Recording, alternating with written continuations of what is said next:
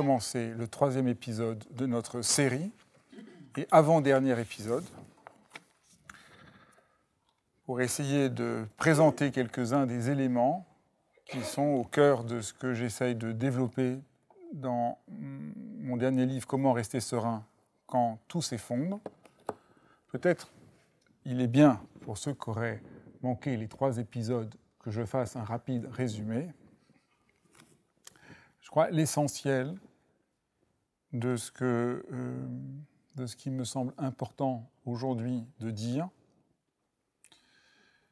c'est qu'il faut qu'on change de conception de ce qu'est la sérénité, la sagesse.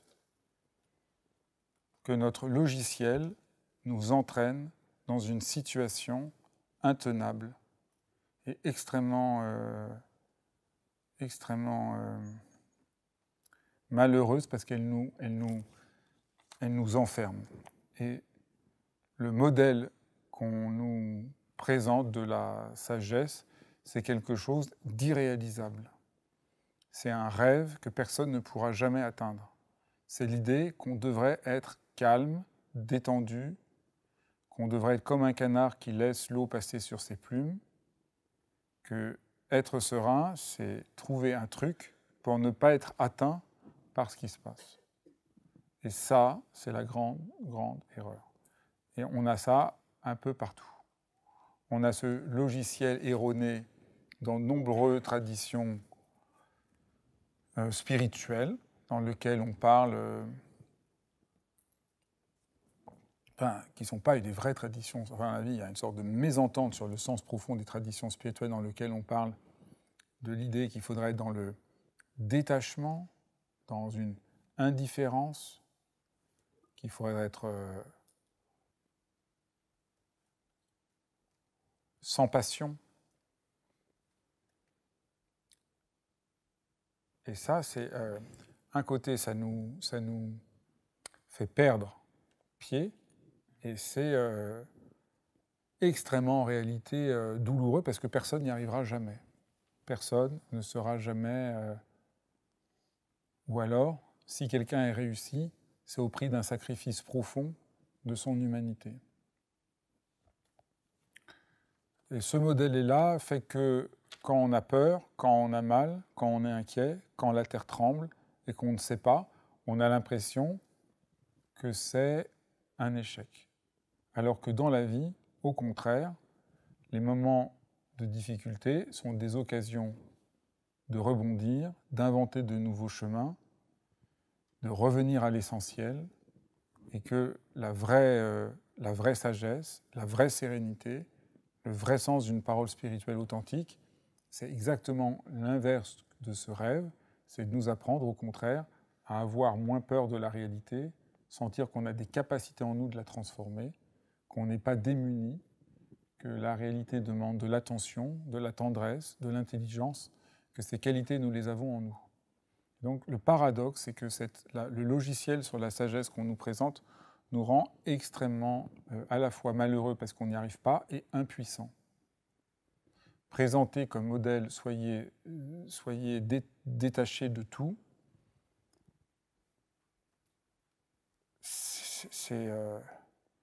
fait qu'on n'ose plus entrer dans la vie. Et cela est inséparable d'un mouvement de fond de nos sociétés qui sont en train de confondre la vie avec une mise en sécurité de plus en plus totale de tout. Et à force de vouloir créer un bunker pour être à l'abri de tout, on se retrouve coupé de la vie. On se retrouve plus vivant.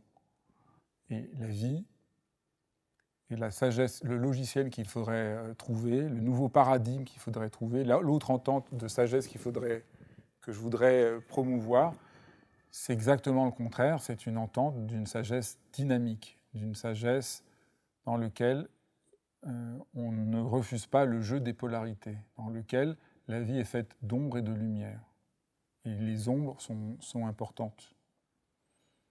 Si vous êtes dans un bunker, vous ne faites plus rien.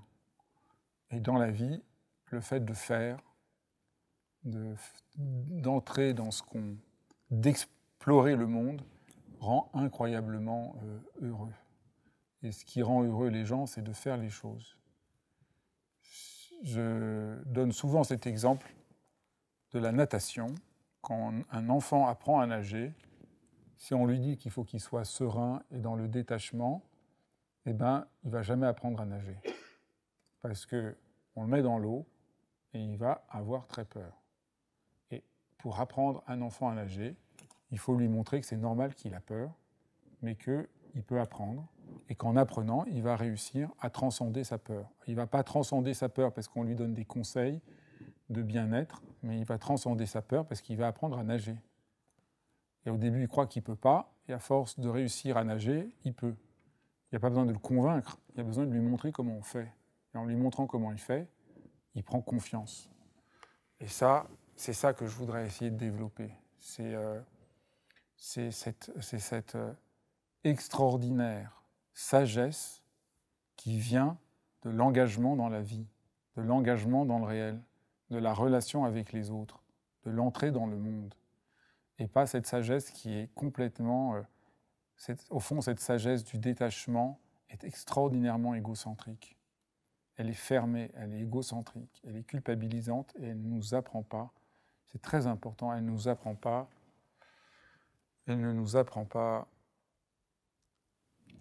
la confiance dans la capacité d'action. Donc, je me suis engagé. J'ai fini par comprendre que c'était ça qui bloquait, dans lequel on était bloqué. Nous étions dans une conception tout à fait fausse de la sérénité qui nous fait perdre nos moyens. Et le paradoxe, c'est que cette idée de sagesse statique, de sagesse figée, de sagesse au fond de cette fausse sagesse, du coup, elle nous culpabilise et nous n'y croyons pas. Et ce que je vois du coup, c'est qu'on est de plus en plus enfermé dans la peur, dans la colère, dans l'aveuglement. Et je crois que c'est extrêmement problématique. Parce qu'il y a une sagesse qui nous apprend à traverser la peur. Il s'agit de reconnaître la peur pour la traverser, de reconnaître le chagrin pour le traverser, de reconnaître les difficultés pour ne pas y être enfermé. Et vous voyez, vous ne pouvez pas traverser le chagrin si vous considérez que vivre le chagrin, c'est mal. Vous pouvez traverser le chagrin parce qu'on reconnaît que le chagrin fait partie de la vie, mais on ne s'y enferme pas. Et aujourd'hui, c'est ça qui se passe. Je passe un peu à la télévision en ce moment, et j'étais à la télévision le soir de l'annonce par le ministre de la Santé de la fermeture des restaurants à 22h à Marseille.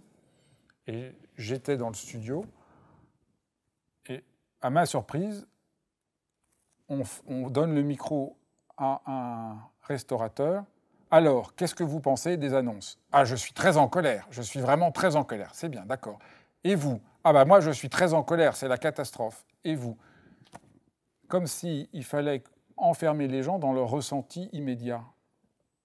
Et je trouve que c'est catastrophique. Je comprends que 70%, 75% des Français considèrent que les médias sont extraordinairement anxiogènes et nous empêchent d'apprendre à trouver la force de pouvoir traverser les difficultés que nous sommes en train de vivre.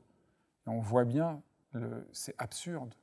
Bien sûr que les gens sont en colère, mais juste donner le micro pour que les gens vous disent qu'ils sont en colère quand ils sont en colère, croire que ça, c'est faire un reportage, croire que ça, c'est savoir ce qui se passe, ça, vous voyez, c'est l'enfermement dans une immédiateté. Il n'y a rien à travailler, il n'y a rien à traverser. Et la vraie sérénité, c'est les situations sont parfois difficiles, mais ça se traverse. Et, oui, ça ne veut pas dire que si vous traversez une difficulté, vous n'avez pas le droit de sentir votre difficulté. Je ne dis pas que... Je trouve que c'est très bien quand on est un restaurateur et qu'on vous apprend que vous fermez, que vous soyez en colère. Mais on ne peut pas être enfermé juste dans cette colère. C'est la première étape. Qu'est-ce qu'on fait à partir de là ? C'est fou que nous sommes en train de perdre. Le résultat, c'est que les gens sont dans un découragement extraordinaire. Et ce découragement, loin de donner la force de pouvoir traverser les difficultés, nous coupe. Et c'est ça que je voudrais, et c'est ça qui est pour moi ce que j'ai compris de la méditation. La méditation que j'ai compris, c'est le contraire de ce que c'est devenu aujourd'hui. Il ne s'agit pas d'observer quoi que ce soit, parce que dans la méditation, on observe maintenant. Vous voyez, la méditation aujourd'hui, c'est j'observe ce qui se passe, c'est-à-dire je suis à distance, je regarde ce qui se passe. Non. J'entre en rapport à ce qui se passe, je sens ce qui se passe. Et en sentant ce qui se passe, quelque chose se transforme. Vous transformez parce que vous entrez dans la situation. Comme l'enfant qui apprend à nager. Il rentre dans l'eau, et doucement, il peut traverser sa peur, il peut commencer à bouger dans l'eau. On fait de la méditation une manière d'essayer de faire le vide dans sa tête, d'essayer d'atteindre une forme de... C'est absurde, c'est extrêmement agressif. Dans la méditation, vous accueillez ce qui se passe pour le transformer, pour entrer dans la vie. Et j'ai pensé, pour essayer de faire un pas de plus, pour essayer de montrer un peu ce dont il s'agit, de vous raconter une histoire d'un film qui est un des films que je trouve les plus extraordinaires. Et je vais vous le raconter, mais c'est pas grave que je vous le raconte, parce que vous pouvez quand même le voir, parce que c'est pas comme ces films, si on raconte la fin, le film n'a plus d'intérêt. Là, vous pouvez connaître l'histoire, c'est aussi merveilleux de le voir. Et le film s'appelle « Vivre » de Kurosawa. C'est un film absolument formidable. Ça s'ouvre sur le plan, le premier plan du film, c'est une radiographie d'un estomac. Et c'est l'estomac d'un homme qui est malade et qui est condamné. Et le film va suivre les derniers jours de la vie de Watanabe, qui est un bureaucrate, qui est momifié dans son bureau, où il travaille depuis 30 ans de bons et loyaux services. Et le film nous décrit très bien ce fonctionnaire qui passe sa vie à écrire et tamponner des formulaires sans la moindre utilité concrète. Et il a abandonné toute initiative. Et chaque fois qu'il y a un problème, on renvoie la personne qui pose la question à un autre bureau pour éviter tout problème. Et il y a un jour, il y a un comité de mères de famille qui vient déposer une requête parce que le terrain vague où elles habitent, les enfants qui jouent, cette eau est très polluée et met la santé des enfants en danger. Et elles demandent que la zone soit assainie pour préserver la santé de leurs enfants. Et que ça serait bien d'en faire un parc de jeux. Personne n'étudie leurs requêtes, on les envoie se promener d'un service à un autre service. Donc on voit les maires aller au bureau des travaux publics, puis après on les renvoie au bureau des parcs, puis au bureau de la santé publique, puis de la planification urbaine, puis de l'instruction publique, chacun se dédouanant pour ne prendre aucune responsabilité. Et chaque service est aussi inefficace qu'évasif. Après, elles réussissent à avoir une entrevue avec le maire, qui fait semblant de s'intéresser, et qui les envoie vers la section des affaires publiques, et le cercle recommence.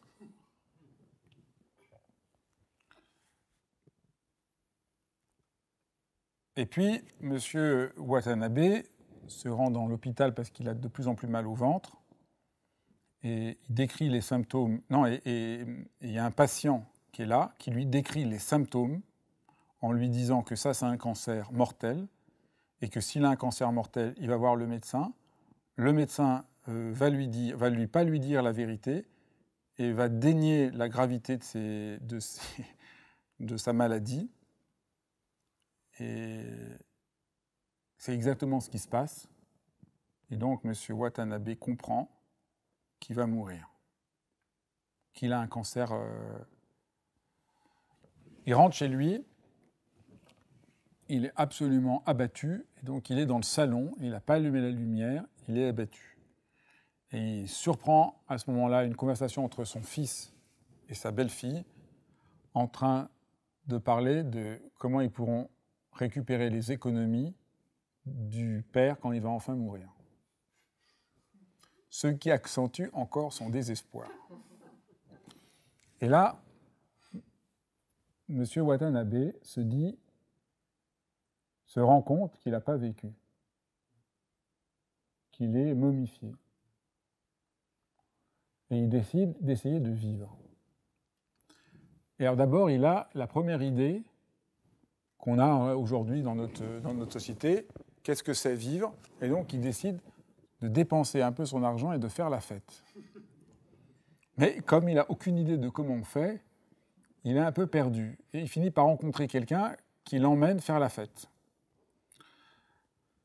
Il rencontre un écrivain qui est quand même touché par la grandeur d'âme de M. Watanabe, parce qu'il a une sorte de grandeur d'âme, cet homme qui dit « j'ai raté ma vie, j'ai rien fait, j'ai renoncé ».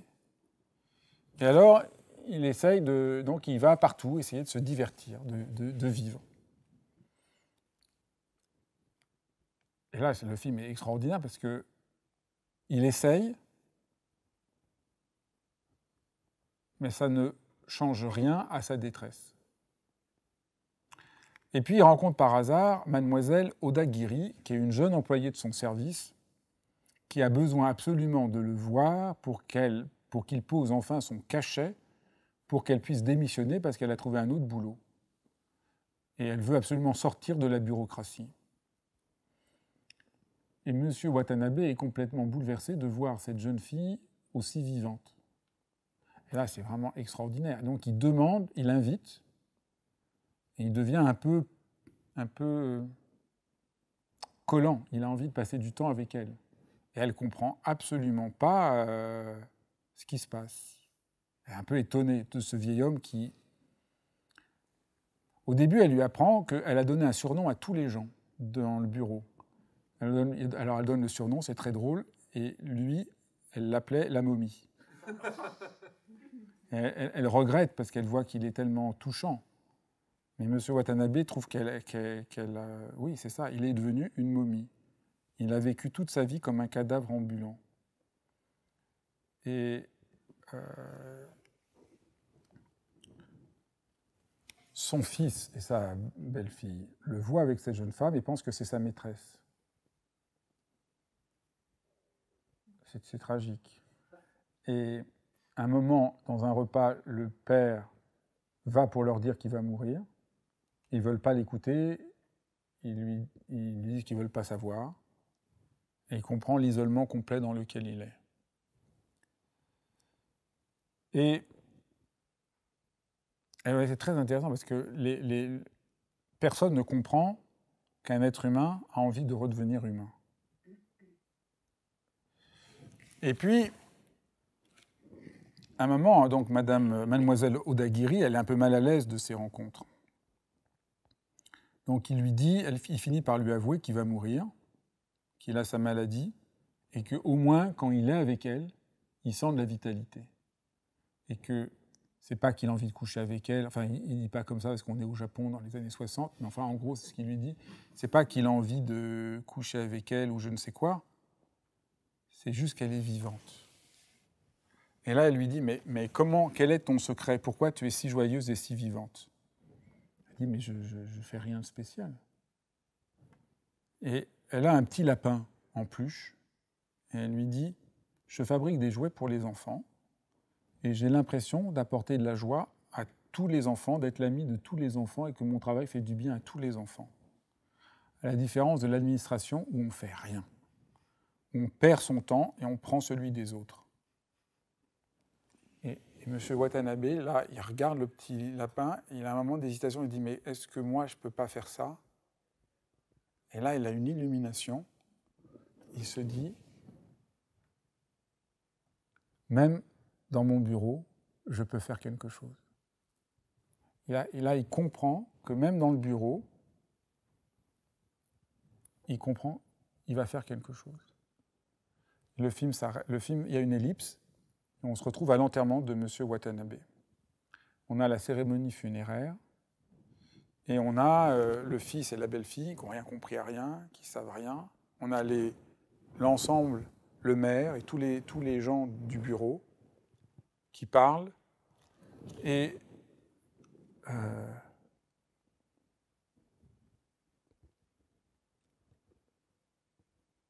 tout est faux.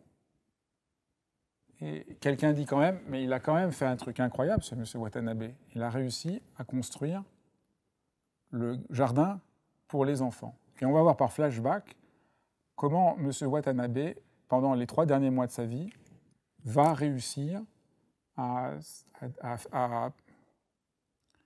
aller contre la bureaucratie. Mais le maire dit « Oh non, c'est nous qui voulions, c'était un projet, c'est pas lui ». Mais doucement, le maire finit par partir, les mères de tous les enfants viennent sur la tombe, enfin dans la soirée pour honorer le mort, et pleurent. On a l'impression que c'est les seuls qui ont aimé M. Watanabe. C'est déchirant le lien qu'ils ont quand on voit la famille, les collègues, l'amour qu'elles ont pour cet homme. Et puis doucement, les gens finissent par parler. Et là, on comprend le combat incroyable de cet homme qui revient dans les bureaux jour après jour, qui trouve des stratégies jusqu'à réussir. Et la mafia locale arrive pour lui faire peur et pas faire ça parce qu'ils font du trafic dans le jardin. Mais sa détermination est telle qu'il lâche la partie. Rien n'entame sa détermination. Et la fin du film, il y a un policier qui arrive et qui dit « C'est ma faute, il est mort de ma faute. J'ai vu cet homme sur la balançoire, il neigeait, mais il avait l'air tellement heureux que je n'ai pas osé le déranger. Et il est sans doute mort En fait, il était tellement malade qu'il est mort heureux, dans un accomplissement. Et la scène est sublime, on voit la neige qui tombe, et il est sur sa balançoire. Et il a accompli quelque chose. En ayant laissé, sachant qu'il allait mourir, en ayant laissé le formulaire avec le sceau pour que son fils puisse toucher la prime de retraite. Et je trouve ce film et cette histoire extraordinaire parce que la sérénité ne vient pas parce qu'il a fait des exercices pour essayer de faire le poirier ou d'observer son souffle pour rester dans le moment présent, mais parce qu'il s'est engagé de toute son âme à faire quelque chose qui a du sens. Et ce qui est génial, c'est là où il était, dans le métier le plus merdique, dans le truc le plus insensé. Il n'a pas décidé de partir à l'autre bout du monde, planter des cocotiers, parce que mais là où il était, il a fait une différence qui a donné un sens profond à sa vie. Et je trouve cette histoire tellement profonde, tellement vraie, tellement nécessaire. En plus, Kurosawa est un cinéaste, vous pouvez le voir, vous ne regretterez pas de connaître l'histoire, ça ne change rien. Et c'est tellement vrai. Ce n'est pas une histoire qui compte, c'est le parcours, l'expérience que ça nous invite à faire, qui nous remet en rapport à quelque chose d'essentiel. Et c'est ça, ce dont je voulais parler. Ce qui rend heureux, c'est d'être vivant.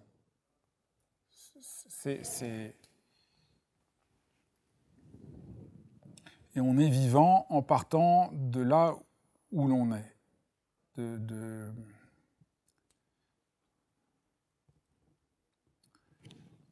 vais vous raconter une autre histoire aujourd'hui, qui est une des histoires que je trouve les plus belles, une de mes histoires préférées, que j'ai déjà racontée à certains d'entre vous. C'est l'histoire du fils d'un roi qui, un jour, s'est pris pour un dindon et se met sous la table et décide de manger des graines. Et son père lui explique qu'il n'est pas un dindon et qu'il ferait mieux de remonter à table. Mais plus le père essaye d'expliquer à son fils qu'il fait n'importe quoi, qu'il n'est pas un dindon, plus son fils est convaincu que cet homme dit n'importe quoi, qu'il ne sait même plus trop qui c'est, et se sent de plus en plus mal parce que lui est un dindon et personne ne se rend compte qu'il est un dindon. Du reste, il ne répond plus et puis il n'entend même plus vraiment, puisqu'il est un dindon, et les dindons n'entendent pas vraiment ce que disent ces êtres étranges qui sont les êtres humains. Le roi demande dans le royaume, est-ce que quelqu'un peut aider? On a les grands savants qui arrivent, qui font des analyses cliniques, chimiques, biochimiques, sans aucun résultat, évidemment. Le roi dépense des fortunes, il est de plus en plus désespéré, mais son fils ne mange que des graines en gloussant comme un dindon. Quand arrive un sage qui dit au roi, « Je peux guérir ton fils, mais juste, tu ne poses aucune question et tu me laisses faire ce que je fais comme je le fais. » Alors le roi dit « D'accord, il n'y a pas le choix. » Et que voit-on? Ce sage se déshabiller, se mettre nu sous la table et glousser comme un dindon. Alors le fils du roi est très content d'avoir trouvé un copain qui glousse comme lui, et tout se passe bien pendant quelques jours.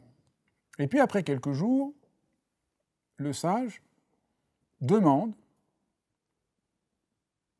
une chemise. Le fils du roi dit « Mais un dindon ne porte pas de chemise, tu es en train de trahir la cause. »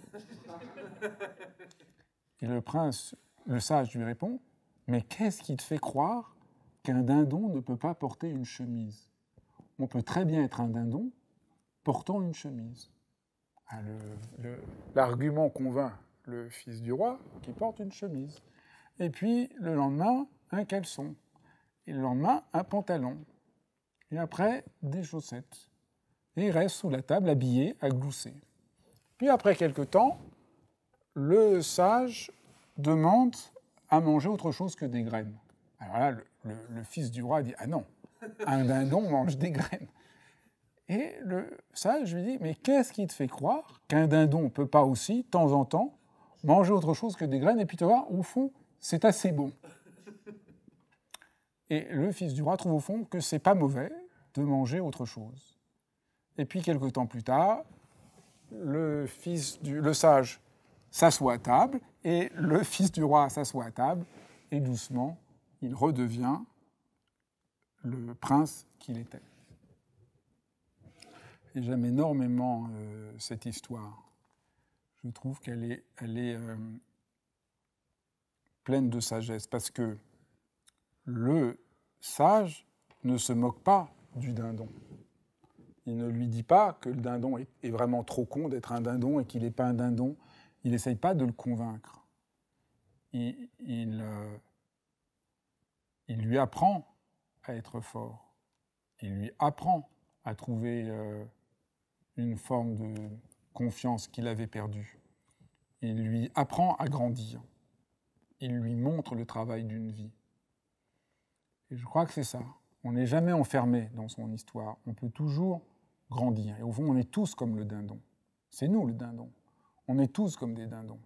Il y a des moments où on a peur, il y a des moments où on est perdu, il y a des moments où on croit qu'on n'y arrivera pas, il y a des moments où on sent qu'on est coupé de la splendeur de notre humanité. Au fond, le prince, c'est une figure métaphorique qui symbolise un être humain qui est... Des fois, aujourd'hui, on ne comprend plus trop, parce qu'on a l'impression que les princes et les princesses, c'est des idées archaïques. Mais l'idée n'était pas du tout archaïque. C'était l'idée que tout le monde est un prince et tout le monde est une princesse, parce qu'il y a quelque chose d'une grande dignité en chacun d'entre nous. Et donc, l'histoire nous montre comment redevenir ce que nous sommes. Et c'est une expérience très simple, on a tous vécu ça. Quand on perd confiance, comment on fait pour retrouver confiance? Et la leçon du film de Kurosawa et de l'histoire du dindon, c'est qu'on retrouve confiance en faisant quelque chose, en rentrant dans sa vie, à partir de sa vie, pas à partir d'un rêve abstrait. Le sage prend le dindon là où il est, le personnage du film Vive de Kurosawa, il prend sa vie là où il est. Il n'essaye pas de devenir joueur de foot, mais avec ce qu'il sait, parce qu'au fond, pendant 30 ans, il est devenu une momie, mais il connaît tous les rouages de l'administration, et ce qu'il a enfermé va devenir pour lui, il sait exactement comment faire, pour ce qui était mortifère devient plein de vie. Et ça, c'est la même chose. Le sage voit comment le dindon peut devenir un prince, là où les autres ne comprennent pas parce qu'ils ne veulent pas rentrer dans le dindon, dans la difficulté. Mais c'est ça la vie, c'est ça la sagesse, c'est ça la méditation. On entre dans la peur, on écoute ce qui se passe et on le transforme. On entre dans ce qui est. C'est ça, je crois que c'est ça qui est le cœur de... Et vous voyez, on voit bien pourquoi je parle d'un changement de paradigme. Dans le paradigme de la sagesse statique, le dindon, il faut qu'il apprenne à observer son souffle, ou je ne sais pas quelle connerie. Et l'autre vieux monsieur, il faudrait qu'il se détache de son attachement à la vie, et s'il a peur, c'est parce qu'il a un problème d'ego ou je ne sais quoi. Et que toutes les conneries, non. C'est pas ça la vie. Et vous voyez, c'est des choses très simples, parce que dans les deux cas, il y a quelque chose qui fait qu'on trouve du sens. Le vieil homme est heureux parce qu'il a donné. Il est heureux de voir ses enfants qui jouent. Il est content que sa vie a été créatrice. Il est content d'avoir œuvré. Il est content. Il a œuvré dans le monde, mais il a œuvré sur lui-même. Et il n'a pas de la joie uniquement parce que les enfants sont préservés, que tout le monde est heureux, mais il est aussi heureux parce que toutes les victoires qu'il a pu faire jour après jour en faisant avancer le projet, il a fait jaillir en lui une force qu'il n'a jamais eue. Il a, par amour pour son projet, eu une absence de peur alors qu'il a été tétanisé toute sa vie. Il est devenu une momie parce qu'il était tétanisé par la peur. Et là, d'un seul coup, il a transcendé sa peur. Voyez. Donc voilà ce que je voulais essayer de vous dire ce soir, pour essayer d'éclairer ce qu'est, à mon sens, la sérénité, ce sens de la sérénité qui est tellement oublié et qui donne un tel... qui, je crois qu'une fois qu'on retrouve ce sens très profond de la sérénité, ça donne du courage, de l'allant, de la force. Ça permet de sentir que les difficultés sont toujours une occasion d'inventer de nouveaux possibles. Et que le possible n'est pas dans un ailleurs rêvé, le possible, il est là, dans la réalité qu'on a osé affronter. Et ça, pour moi, c'est central. J'ai reçu le mail de quelqu'un qui pratique la méditation et je lui disais « Votre approche de la méditation est à l'opposé de la mienne. » Il me disait « Mais comment c'est possible ?» Au fond, votre approche de la méditation, c'est une échappatoire. Je laisse vous parler d'imaginaire, d'échappatoire. Et moi, ce que je cherche dans la méditation, ce que je crois qu'est la sérénité, c'est prendre de la hauteur pour ne plus échapper à la réalité. Mais sentir que c'est en regardant le réel qu'on peut faire quelque chose. Que c'est ici, dans notre réalité, que se trouve le trésor. Qui me permet de raconter une dernière histoire, qui est une histoire très étrange, parce qu'on la trouve aussi bien dans la tradition juive hassidique que dans la tradition soufie, que dans les 1001 nuits, et qui semble donc une histoire très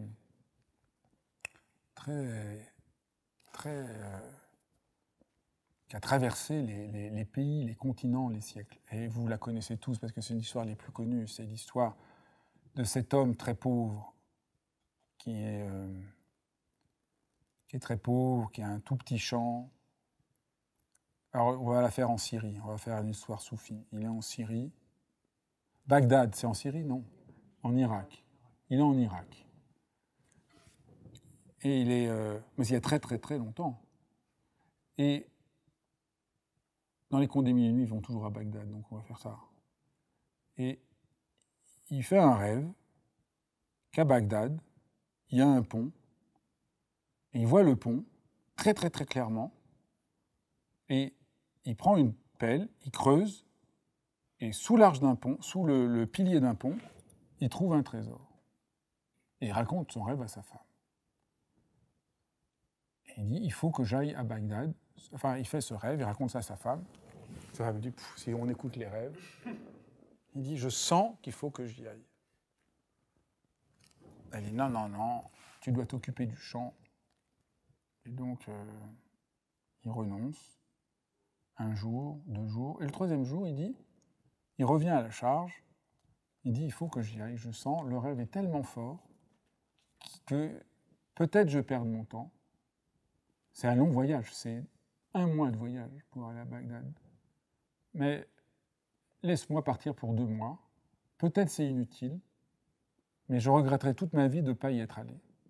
Et comme sa femme l'aimait beaucoup, elle a consenti à s'occuper elle-même du champ et le laisser partir. Et donc il part, il laisse la maison, son petit four, il avait un petit four, il faisait cuire le blé, son champ, il dit au revoir à sa femme, et il part. Et il arrive, et il marche dans Bagdad, et il trouve le pont. Il est tellement hésitant et tremblant que les policiers se demandent qu'est-ce que fait cet homme. Ils le voient approcher du pont, regarder le pont, ils finissent par s'approcher de lui et l'arrêter. Il dit non, non, en demandant quel mauvais coup tu prépares. Il dit non, non, non, vous n'allez pas me croire, mais je vais vous dire, j'ai fait un rêve. Voilà, je viens de la ville, disons, on va appeler ça comme ça, je ne sais pas, mais la ville de Lipep. Je viens de la ville de Lipep et j'ai marché 1 mois parce que j'ai fait un rêve. Non, non, excusez-moi, il dit rien. Il vient de la ville de Lipep, mais il dit pas, il dit, ça fait 1 mois que j'ai marché. Je viens de très loin. J'ai fait un rêve que sous ce pont, il y a un trésor. Le policier le regarde et dit, mais vous êtes tellement bête. Mais il est tellement bête, et il rigole avec ses copains. Moi aussi, j'ai fait un rêve. Qu'il y a un type qui habite Lipep, qui a un petit four, un terrain. Sous le four, il y a un trésor. Vous imaginez que je quitte ma ville pour aller faire 1 mois pour marcher à pied dans une ville Lipep où il y aurait un trésor? C'est ridicule. Le vieil homme ne dit rien, se dit, il rentre chez lui, il trouve le trésor caché sous son four. C'est une histoire extraordinaire, c'est une histoire magnifique, parce que c'est la même histoire, toujours la même histoire que nous dit. Ça, la vraie sagesse. La sagesse nous dit que il faut partir en voyage, il faut être prêt à tout perdre, il faut aller à l'aventure. Mais au fond, là où on va, c'est là où on était. Que le dindon va devenir un roi, que le personnage de vie finit par accomplir quelque chose qui fait sens à sa vie, là où il est. Mais ça demande de partir en voyage, ça demande d'entrer dans la difficulté. On rentre dans la difficulté, mais ce qu'on trouve, c'était ce qui était là au plus profond de nous, mais auquel on ne croyait plus. Au fond, on pourrait dire, en passant par Bagdad, le vieil homme a repris confiance dans le trésor qui était chez lui, mais qu'il ne voyait plus. Et en rencontrant le sage, le fils du roi a refait confiance qu'il n'était pas un dindon. En aidant ses mères tellement inquiètes de la survie de leur fils, le vieil homme a repris confiance qu'il n'était pas une momie, mais un être humain. Et je crois que c'est ça le sens profond de la sagesse qu'il est temps de réapprendre à entendre. Voilà, si vous avez des questions, vous êtes bienvenus.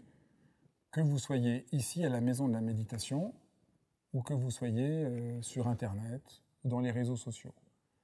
Si vous posez une question et que vous êtes à la Maison de la Méditation, vous devez mettre bien votre masque et nous allons, avec une lingette, nettoyer le micro à chaque question. Et si vous êtes chez vous... Bonjour, je m'appelle Patrick. Je ne dis pas si le dindon il a laissé du Les questions, c'est dans chacune de ces deux histoires, pour les deux personnages, il y a la rencontre. Ça marche pas? Oui, je recommence. Donc, je m'appelle Patrick, et la question tourne sur le fait que dans les deux histoires, il y a une rencontre avec le personnage qui permettra de révéler, en fait. Oui, dans les trois. Alors donc, voilà, Oui. est-ce qu'on peut être amenés tous à faire une rencontre qui pourrait être décisive? Ah oui, dans la vie, c'est comme ça. On fait tous des rencontres décisives. Pour le personnage de Vivre, c'est sa jeune employée toute simple qui lui donne le secret. Quand il la voit avec la petite peluche et qu'elle lui dit ce qui la rend heureuse, il comprend. C'est pas qu'il est amoureux d'elle, c'est pas qu'il il en a rien à foutre de boire de l'alcool et toutes ces femmes qu'on voit dans les soirées. Ce qu'il a envie, c'est ça, c'est toucher la vraie vie. Et la vraie vie, elle est là, et il la voit. Et on fait tous des rencontres, bien sûr. On fait tout le temps des rencontres décisives, mais on ne les voit pas. Et peut-être que la question, c'est comment on saisit sa chance. C'est une question très centrale. Comment on saisit sa chance? Pourquoi le personnage de Vivre a saisi sa chance? Parce qu'il a été au fond du trou. Et qu'il a été absolument sincère. C'est-à-dire, au lieu de faire ce que tous les gens conseils habituellement, les conseils habituels. C'est-à-dire, détends-toi, c'est pas si grave, d'accord, tu vas mourir, t'as rien fait de ta vie, mais c'est pas grave, sois dans le moment présent et toutes ces conneries, comme j'ai dit. Il fait l'épreuve avec une complète sincérité qu'il a été une momie. Et quand il dit « je t'appelais momie », après, c'est une jeune fille très libre, elle parle comme ça, elle regrette, elle dit « oh, j'aurais pas dû dire ça, ça va te faire de la peine ». Enfin, elle le voit, en plus c'est son ancien chef. Et lui, il dit oui, c'est vrai. Et c'est cette sincérité qui rend la possibilité que quelque chose ait lieu. Et donc, si vous êtes sincère avec là où vous en êtes, il n'y a pas de raison que vous n'arrivez pas à dépasser votre situation. Il n'y a pas de raison. Et la situation catastrophique aujourd'hui, c'est les gens, ils sont timides, et c'est une excuse pour ne pas avancer. Ou les gens, ils sont en colère, c'est une excuse pour ne pas avancer. Non. On reconnaît qu'on a une difficulté, avec sincérité, et à partir de là, il faut tracer un trait. Il faut avancer. Et on peut avancer que par amour de la réalité. On n'avance pas parce qu'on, je sais quoi. C'est l'histoire du homard, mais j'ai raconté déjà dans un épisode précédent l'histoire du homard, puis je raconte toute cette histoire dans le livre. Mais les homards ont une carapace. Au bout d'un moment, le homard grandit et la carapace, elle est trop petite. Et là, le homard, il a deux choix. Soit il va voir quelqu'un qui enseigne la méditation. Je me moque un peu de la méditation puisque je l'enseigne. Et on va lui dire « Ah, respire en pleine conscience et ton angoisse va cesser. » Là, il est foutu, le homard. Il meurt. Heureusement, les homards n'ont pas de conseils en méditation. Et donc, qu'est-ce qu'il va faire? Il va, sous une pierre, laisser tomber sa coquille, dans sa carapace, et une nouvelle carapace donc il se met à découvert. Il prend un risque, il se cache, et une nouvelle carapace vient plus grande, puis après quelques temps, il est un peu à l'étroit, et il fait la même chose. Moi, je pratique la méditation pour sentir quand ma carapace m'étouffe et que j'aille de l'avant. Et je crois que ça devrait être ça, la méditation. Parce que des fois, on oublie, on ne comprend pas trop ce qui nous arrive. On sent à l'étroit. Et c'est le moment d'aller de l'avant, de prendre un risque, de se questionner, de reconnaître nos erreurs. Voilà, ça, c'est ça ce dont je parle. Et au fond, le personnage du film de Kurosawa, ce vieil homme, il fait comme le homard. Il sent que ça va pas, c'est la faute de la société. Parce que dans notre monde maintenant, ce qu'on fait, c'est on fait une pétition et on se plaint inlassablement que le service est mal organisé. C'est la faute du système, il est mal organisé, c'est tous des pourris. Lui, il change la chose. Il fait quelque chose, au lieu de rester enfermé dans le... Là, il y a une sorte on est enfermé dans le sentiment. C'est tragique, ça n'aide pas les gens. Et donc, il faut saisir sa chance, et il y a des rencontres qui nous aident, d'abord parce que c'est très important, personne ne s'en sort tout seul, Nous sommes des êtres relationnels. Donc, on s'en sort parce qu'on rencontre quelqu'un. Mais voilà. Mais on ne rencontre quelqu'un que si on sait saisir sa chance parce qu'on est assez sincère et honnête avec ce qu'on a. Et je dis, pour ceux qui peut-être m'écoutent pour la première fois, que si je dois dire, moi, ce qui est pour moi la méditation en une phrase, méditer, c'est apprendre à être sincère. Voilà. C'est pas une gymnastique pour je ne sais quoi. Méditer, c'est apprendre à être sincère. Et ça s'apprend pour nous, être sincère. Des fois, on n'y arrive pas comme ça. On se trompe, on s'égare. On veut donner une image de nous-mêmes. Et là, on est sincère, et là, ça change tout. Toutes les portes s'ouvrent. Merci. Est-ce qu'il y a des questions en ligne ? On va donner le micro au porte-parole de tous ceux qui posent des questions.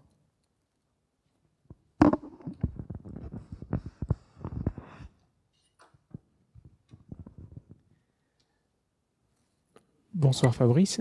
On a une question de Aline Bédinec sur ta page Facebook.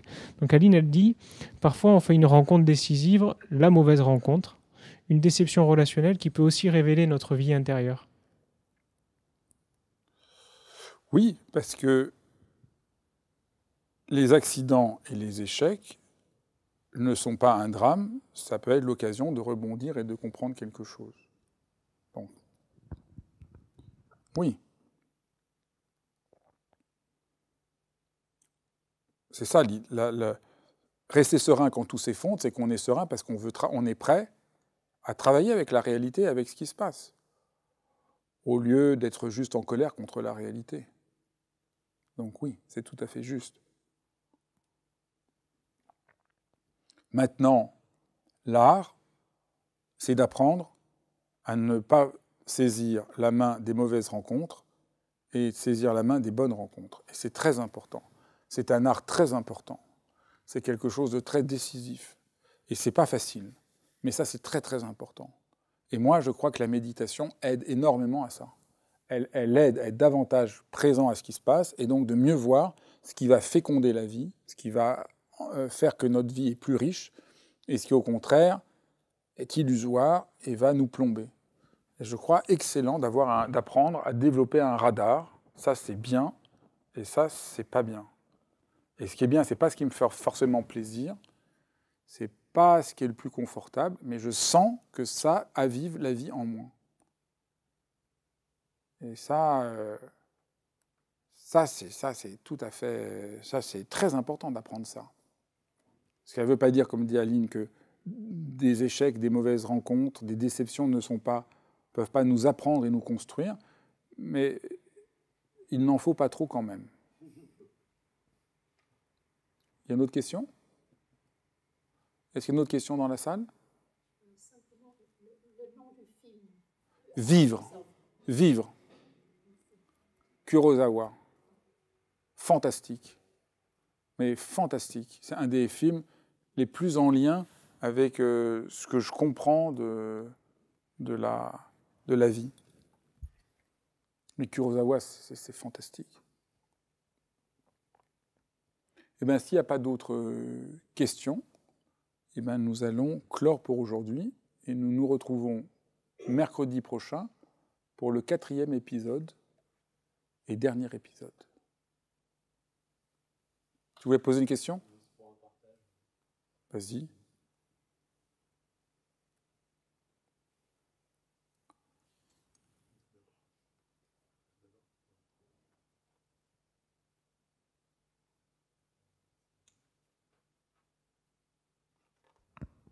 Merci. Oui, merci Fabrice pour l'enseignement. Moi, la première histoire que tu as racontée, ça me faisait penser à un livre de Fritz Zorn qui s'appelle Mars, et qui raconte la vie d'une personne qui est atteinte d'un cancer et qui s'aperçoit que finalement le cancer, c'est le résultat de la vie qu'il a menée, qui était complètement sclérosée, qui était enfermée, et qui était liée à son éducation bourgeoise. Et ça m'a fait penser à ce livre-là. Même si moi, ce que j'aime dans l'histoire, c'est qu'on ne dit pas ça, parce que je suis gêné de ça, moi. que... j'ai pas lu le livre, mais c'est bien de sentir... C'est bien de... J'aime pas trop quand on explique trop les choses. Que la maladie viendrait parce qu'on a été à côté de sa vie. Bon, là, c'est métaphorique. Quand c'est métaphorique, c'est pas du tout gênant. Mais ce qui est bien dans l'histoire, c'est qu'il a la maladie, il n'y a pas de raison. Il cherche pas la raison. C'est pas parce qu'il a une vie de momie, mais juste la maladie lui fait comprendre qu'il est temps de faire quelque chose et que c'est pas trop tard, même s'il a plus beaucoup de temps à vivre. Donc c'est une perspective légèrement différente que je préfère. J'ai beaucoup de mal, moi, avec toutes les... C'est pas du tout le thème de ce dont on a parlé, mais ça me permet par incidence d'en parler. Toute la tendance qu'il y a aujourd'hui à vouloir trouver les causes à tout. Mais quand c'est important, très important, quand on a un problème, de ne pas chercher les causes, mais de chercher à comment on avance. Qu'est-ce qu'on fait de la situation ? Quand on cherche les causes, on est perdu. C'est une chose très profonde et très simple, et un bon conseil que je peux vous donner. Quand on vit une chose difficile, la pire chose, c'est se demander pourquoi. Ça nous enferme. Et la meilleure chose, c'est se dire comment. Je peux faire quelque chose à partir de là. Merci beaucoup. Et à mercredi prochain pour le dernier épisode